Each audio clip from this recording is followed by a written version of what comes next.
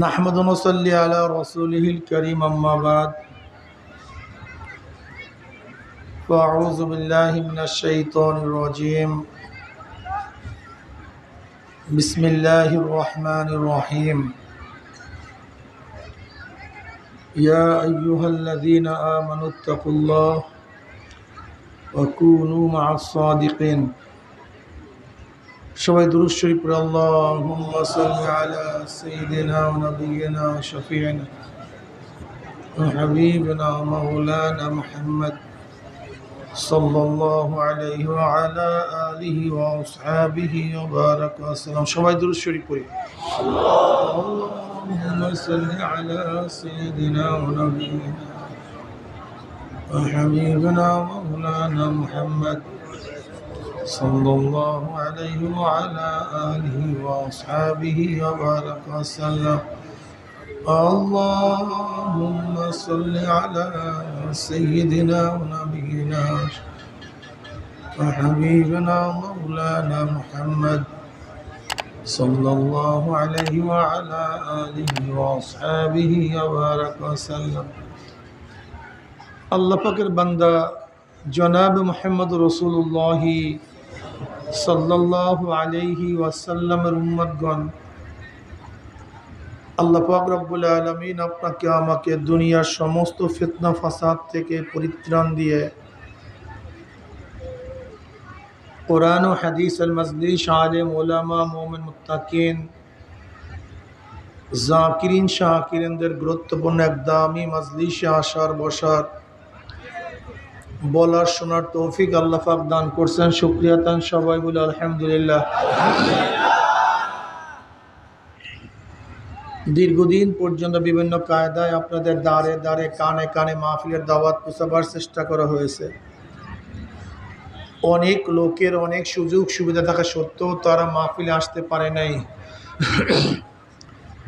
কতক কপাল পুরা চার দোকানে আড্ডার মধ্যে লিপ্ত, কেউ গান শোনার মধ্যে, টেলিভিশনের ড্যান্স দেখার মধ্যে, কেউ বা বেহুদা গল্প গুজবের মধ্যে। কপাল পোড়ার মাহফিলে আসতে পয়সাও খরচ হয় না, কষ্টও হয় না, তা সত্ত্বেও কিন্তু কপাল পোড়া মাহফিলে আসতে পারে নাই। হে কপাল পোড়া বদনসিব, তোমার চাট পিছানা আড্ডা ব্যবসা বাণিজ্য তো একটু পরেও শুরু করতে পারবা, মাহফিল তো আর কিছুক্ষণ পরে থাকবে না।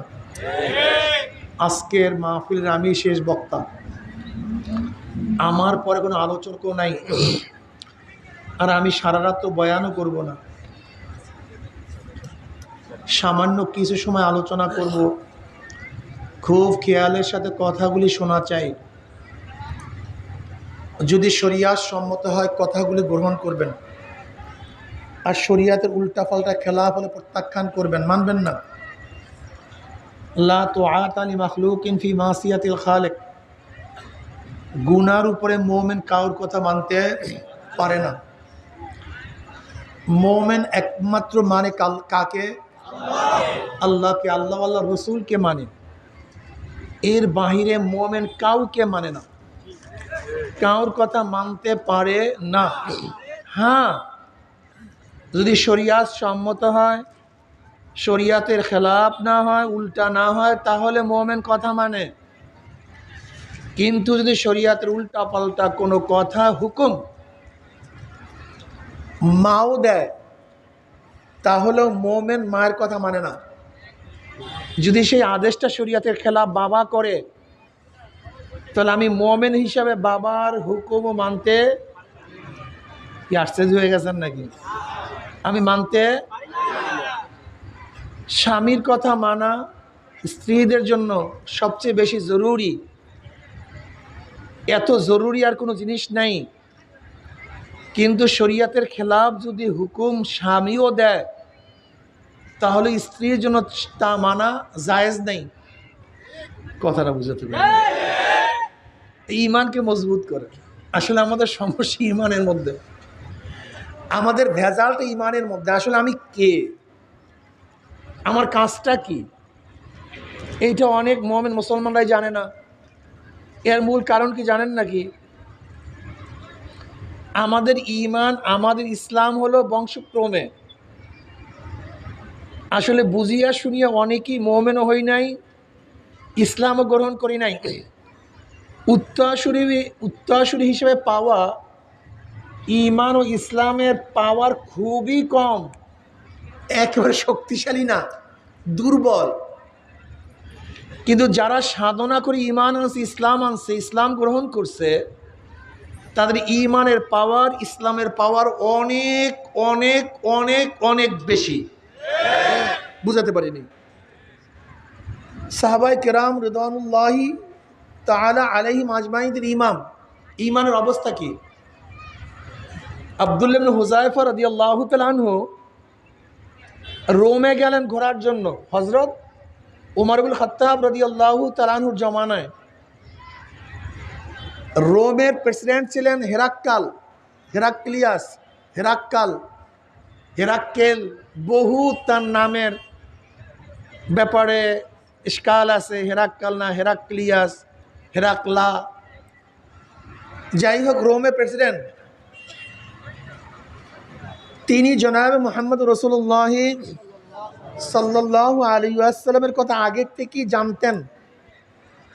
সপ্তম হিজরিতে হযরত আবু সুফিয়ান রাদিয়াল্লাহু তাআলা আনহুর সাথে হেরাক্কালের যে ঘটনা ঘটছিল, বুখারীর মধ্যে দীর্ঘ রওয়ায়াত আছে, আপনারা অনেকেই পড়ছেন বা পড়েন নাই। যেহেতু তিনি আহলে কিতাব ছিল, হেরাক্কাল একজন আহলে কিতাব এবং একজন বড় পাদ্রী ছিল, খুব জানতেন, অনেক জ্ঞানের অধিকারী ছিলেন তিনি। হেরাক্কাল যেহেতু নবী আলাইহিস সালাতু ওয়াস সালাম সম্পর্কে সাহাবায়ে কেরাম রিদওয়ানুল্লাহি তাআলা আলাইহিম আজমাইন সম্পর্কে জানতেন যে সাহাবারা লোভী নয়, ভয় পায় না, ঈমান ইসলাম রক্ষার্থে তারা সব কিছু বিলীন করতে পারে, উজাড় করতে পারে, এই খবর তার কাছে ছিল, তার কিতাবের মাধ্যমে তিনি জানতে পারছেন।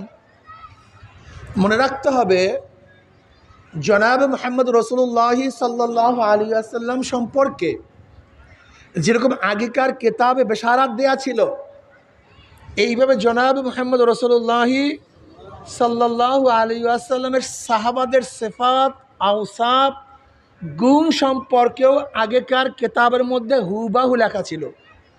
সে সম্পর্কে আমরা জানি। ওমর ইবনে খাত্তাব রাদিয়াল্লাহু তাআলা আনহু যুবক বয়সে, ওমর রাদিয়াল্লাহু তাআলা আনহু ইসলাম গ্রহণ করছেন, তখন তার বয়স কত ভাই? 27। ওমর ইবনে খাত্তাব রাদিয়াল্লাহু তাআলা আনহু নবুয়াতের পঞ্চম অথবা চতুর্থ নবুয়াতের বছর তিনি ইসলাম গ্রহণ করছেন, যখন মুসলমানের সংখ্যা 39। এই ওমর ইবনে খাত্তাব রাদিয়াল্লাহু তাআলা যুবক বয়সে যখন নবী আলাইহিস সালাতু ওয়াস সালাম নবুয়াতে সাবেত হয় নাই, ওই সময় ওমর ইবনে খাত্তাব রাদিয়াল্লাহু তাআলা সিরিয়ায় গেছিলেন। সিরিয়া যাওয়ার পরে এক পাদ্রীর ওখানে গেছেন। পাদ্রী তাকে বলতেছে যে আসো, তুমি আমার গির্জার মধ্যে আসো। ওমরকে ডাকলেন, তিনি গেলেন, গিয়ে দেখেন গির্জার মধ্যে মাটির স্তূপ। পাদ্রী ওমর ইবনে খাত্তাব রাদিয়াল্লাহু হাতের মধ্যে একটা কোদাল এবং টুকরি দিয়ে বলতেছে, এই মাটির স্তূপগুলো সরাইয়া দাও। ওমর রাদিয়াল্লাহু বলছে, আমি কেন সরাতে যাব? আমি সরাবো কেন? এটা তো আমার দায়িত্ব না। পাদ্রী বলছে, না, তোমাকে সরাতে হবে। ওমর রাদিয়াল্লাহু বললেন, না, আমি সরাতে পারবো না। পাদ্রী ওমর ইবনে খাত্তাব রাদিয়াল্লাহু তাআলা কপালের মধ্যে, গালের মধ্যে একটা থাপ্পড় কষায়া দিছে। যেহেতু ওমরই মেজাজ তো জন্মগতই হয়, তবিয়াত তো সাধারণত জন্মগতই হয়। যেহেতু তার গালের মধ্যে থাপ্পড় দিছে, ওমর রাদিয়াল্লাহু হাতের মধ্যে যেই ফাররা ছিল, কোদাল ছিল, সেই কোদাল দিয়ে একটা বাড়ি মারছে। পাদ্রীর অবস্থা ক্রাশিন, রক্ত ঝরতেছে। ওমর রাদিয়াল্লাহু তাআলা দৌড়াইতে অনেক দূরে চলে গেছেন। একটা গাছের নিচে বসছে। সেই গাছের পাশেই অদূরই একটা গির্জা ছিল। গির্জার মধ্য থেকে পাদ্রী ওমর ইবনে খাত্তাবকে দেখতেছেন খুব ভালো মতো। পাদ্রী গির্জার থেকে বের হয়ে আসছে। আসার বলতে তোমার নাম কি? বলে, আমার নাম ওমর। বাড়ি কোথায়? মক্কায়, বংশ কোরাইশি, তোমার বাবার নাম কি? খাত্তাব। আচ্ছা, তুমি সেই ব্যক্তি, তুমি আসো, এদিকে আসো। ওমর খাত্তাব রাদিয়াল্লাহু তাআলা গির্জার মধ্যে নিয়ে গেছেন, খুব আদর করতেছেন, আপ্যায়ন করতেছেন, শ্রদ্ধা সম্মান করতেছেন। ওমর রাদিয়াল্লাহু খুব ভয় পেয়ে গেছেন। এক গির্জার মধ্যে এক কারবার করে আসছে, না জানি এই গির্জার মধ্যে কি ঘটনা ঘটে, না কোন সমস্যায় পড়ি। কিন্তু পাদ্রীর খেদমত এবং শ্রদ্ধা নিবেদন এটা আর্টিফিশিয়াল ছিল না, এটা প্রকৃত ছিল। ওমর রাদিয়াল্লাহু তাআলাকে খেদমত করার পরে নাস্তা করার পরে তিনি বলছে, ওমর, আখির নবী আসবেন, মক্কাতে আসবে, তার দুইজন সহচর হবে, একজন মুরব্বী আর একজন যুবক। যে যুবক সহচর সে হলো তুমি, সেই ব্যক্তিকে তুমি। তখন ওমর ইবনে খাত্তাব রাদিয়াল্লাহু তাআলা আনহু নবী টবী সম্পর্কে তার কোনো জ্ঞানই ছিল না, তার ধারণাই ছিল না, নবীর আবির্ভাবই হয় নাই। কথাটা বুঝাতে পারিনি। নবী আলাইহিসসালাতু ওয়াসসালামের নবুয়াত